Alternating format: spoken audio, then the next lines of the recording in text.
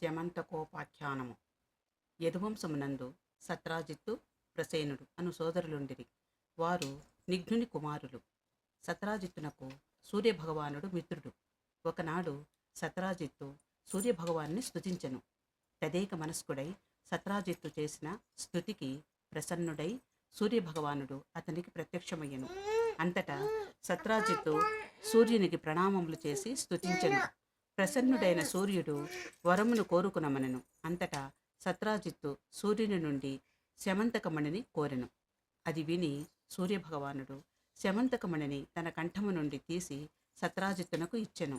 ఆ సమయమున సూర్యుడు సత్రాజిత్తుతో ఇట్లు పలికెను: ఆ దివ్యమణిని పవిత్రుడై ధరించినచో ప్రతిదినము మణి 8 బారుల బంగారము అనుగ్రహించును.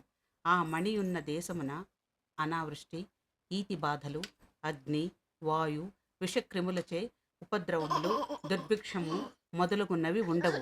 కానీ అశుచి అయి ధరించినచో అది ధరించిన వానిని చంపును.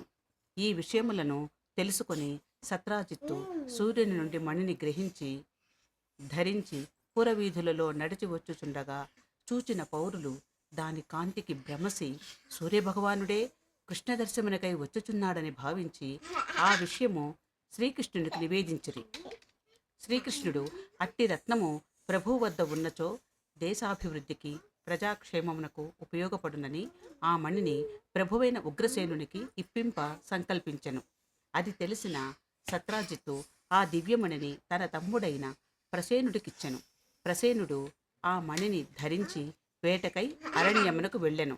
కొంత సమయమునకు శరీర శోధన కారణముగా ప్రసేనుడు అశౌచమును పొందెను. ఆ కారణముచే ప్రసేనుడు సింహం చేతిలో మరణించెను.